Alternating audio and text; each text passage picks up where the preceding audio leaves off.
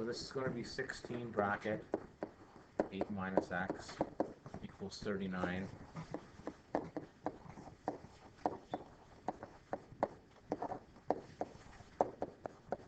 Is it okay that I skip that step? Is that fine?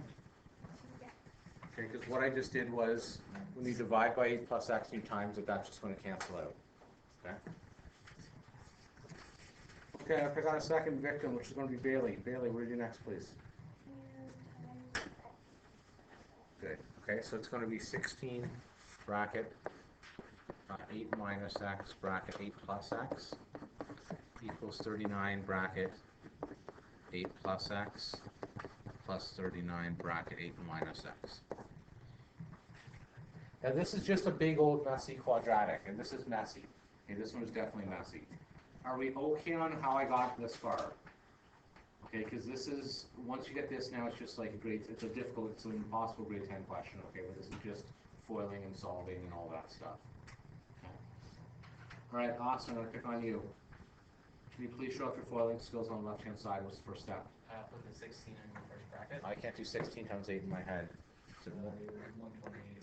128 minus 16x. Right. Oh, and can you show off your distributive skills? What's 39 times 8, please, on the right-hand side? 128. No. That's right. It's 39 times 8. I don't think it's 4 times 8 is 312. 312, is that right? Okay.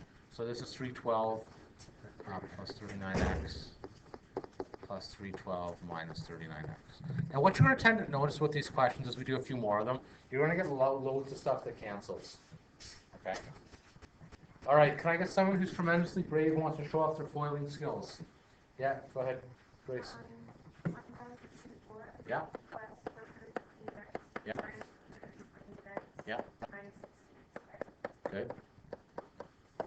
I'm going to call that equals 624. Can somebody please share with me how I got 624 on the right? Luke, go. The 39 x's cancel each other. Good. Good. And then 312 and 312 is just 624. Okay, left-hand side, I'm going to try and neaten this up. Negative 128 and positive 128 cancels. So I'm left with negative 16x squared plus 1,024 equals 624. So far, so good. Okay, now I only have an x squared, so I can just move. I think I can just solve this. You can solve this by difference of squares if you choose. I'm just going to solve it like a regular algebra question. Okay, so I'm going to do negative 16x squared equals 624 minus 1,024. You don't have to erase all your page. I hear people erasing. No, I made a mistake. Oh, okay. I forgot But 16. it's okay just to do it like that. Okay, so if I want to solve for x, this is looking yucky. Negative 16x squared is negative 400. How do I solve for x? Grace, go ahead. Right. And then it's square root that. Square root 2 You're half right. It's plus or minus 5 technically, right? I mean, plus or minus 5. Now, this is why we needed our domain in there, right? Because if you have a river going negative 5, it's the opposite direction, right? So we're going to ignore the negative case, right? So we're going to say, therefore, the river, the current travels 5 kilometers per hour. Now that would suck. Okay, and I apologize to the girls. There are a 5-kilometer river. That means it takes you 13 hours out of the 16 paddling against the current. That's a bad day. Okay, that really is a bad day. Okay, and then it takes 3 hours. Okay, enough jokes aside about the actual word question part. Let's talk with the algebra to make sure life is good. Okay, this is a little bit tricky because there's tons going on here, but I want to make sure we did get rid of the fractions first. Then it's quadratic equals quadratic, FOIL out everything. Be careful with your algebra and solve. Yes, Luke. Couldn't technically a majority of the average be put towards going upstream? Yeah. Only like 4 hours. Yeah, they definitely would be. Like if you go back into your question, right? So 16 equals 39 over 8 minus 5 plus 39 over 8 plus 5.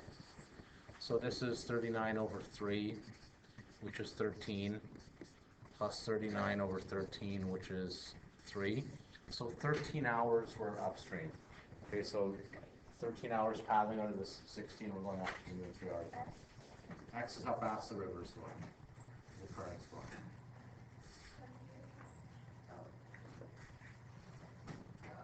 So X squared is 25, right? So it's going to be plus minus. All right, let's do another few word problems here to make sure life is good. If your name's Summer, you just joined us, you're probably lost right now, but don't worry, we'll do another example right now to make you feel better. And we'll continue. Example 2.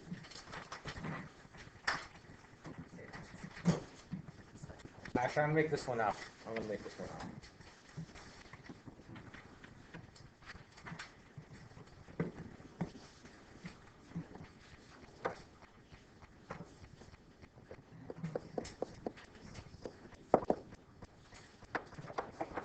Okay, I'm going to say, who am I going to pick on?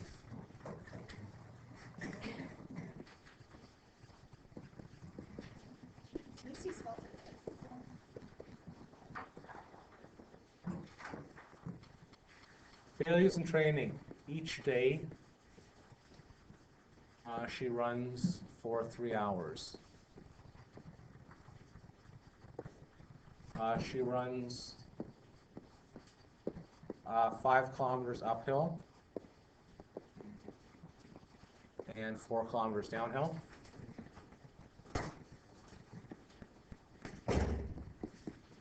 If she runs 2 kilometers per hour faster downhill,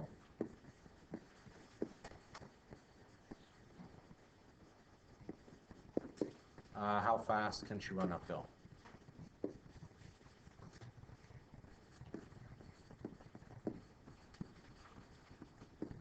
I'll get out of the way here, okay? So it says here, Bailey goes in the trainer. This one's made up by me, which means the numbers are going to be hideous. Okay, the answer is going to be awful. All right? So it says Bailey is in training. Each day she runs for 3 hours. That's a lot of running, but that's okay. Okay? So she runs 5 kilometers uphill and 4 kilometers downhill. Why can't I just say that she goes 3 kilometers an hour, that's all she runs? Why can't I just say that? What's that? Yes, okay, because the speeds are going to be different between the two different, the uphill and the downhill. Okay?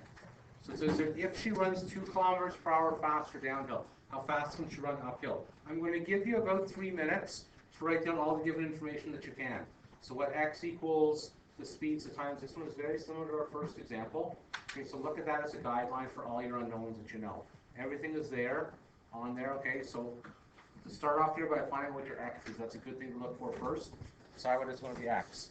That's going to be what we're actually looking for in the question. Yes? If you're that bored in this class, you're leaving to go to the washroom. Go. So I'm going to be brave here to tell me what the speed downhill is going to be. Alana, go. Good. X plus 2 is going to be her speed downhill. Okay, so that's good. That's a great start.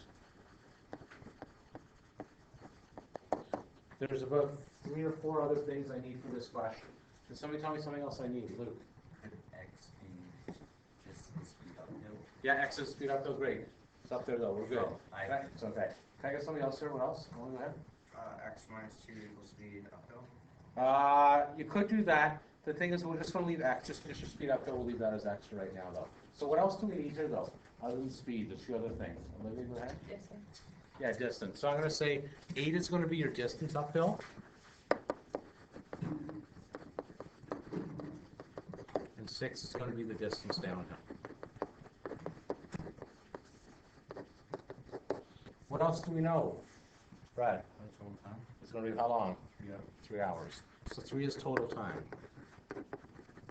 Now, when you're looking at this set up here, because this is how people always get mixed up on these word problems, they don't know how to do them. I have it all set up. I have speed and distance. I have time. If you take a look, I have speed uphill, speed downhill. I have distance uphill. I have distance downhill. I don't have time uphill, time downhill. Right? So that's going to have to be what I'm solving for. Okay, right? I only have total time. So I'm going to say then total time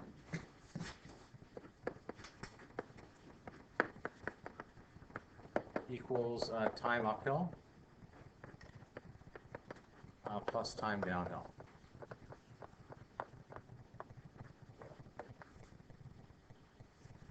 All right, now this is the part to be brave. What does time equal again?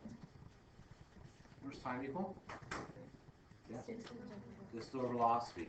Okay, so can somebody be brave and try and give me an equation for this? 3 is the first one. Good. Yeah, go ahead. Yeah. 3 equals 8 over x plus 6 over x plus 2. Wonderful. Let's talk about how we got that here. Okay. So what happened was the total time is going to be 3, which it is. Then it says the time uphill is going to be the distance uphill, which is 8, divided by your speed uphill, which is x, plus your distance downhill, which is going to be 6, divided by your speed downhill, which is x plus 2. Okay, wonderful. That's good. Now I'm going to hit pause on the video. Sorry. Okay. So all I did there, right, was I just used the expression. I should write that down somewhere. The time again is distance over velocity. So what I did was your total time, which is 3, which we know. The time uphill is going to be your distance uphill divided by your speed uphill. So your distance uphill is going to be 8. Your speed uphill is going to be x. Your time down, sorry, your distance downhill is 6. Your speed downhill is x plus 2. Yeah.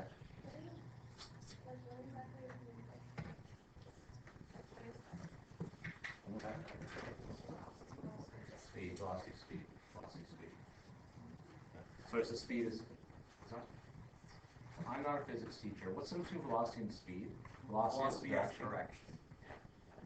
Don't worry, if you're not in physics yet, you will be one day, okay?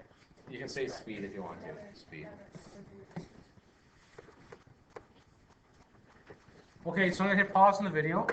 Okay, and I'd like everyone to solve this equation, please, right now, if they'd be so kind. 3 equals 8 over x plus, actually, I should do my domain first. What's the possible exercise that we should say here for Bailey's running? What's the possible speeds that she should have?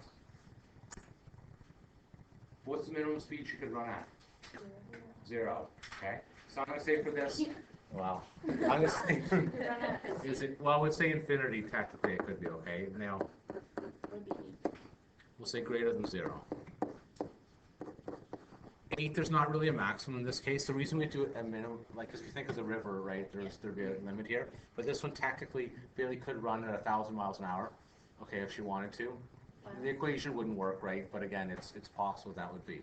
Now again, it can't equal 0 because you'd be dividing by 0 here as well. Okay, right? So you have to think here what sort of makes sense for the domain, right? Okay, so take a minute. Because in this case, you'll often get negative numbers. Okay, so when you're solving this, because there's quadratics, like remember back when you'd be like throwing a ball and it'd be like a negative time, remember those questions? It's the same idea here, that would be negative, so domain we're just going to use to keep things positive. That's going to be the difference here, okay? I'm going to hit stop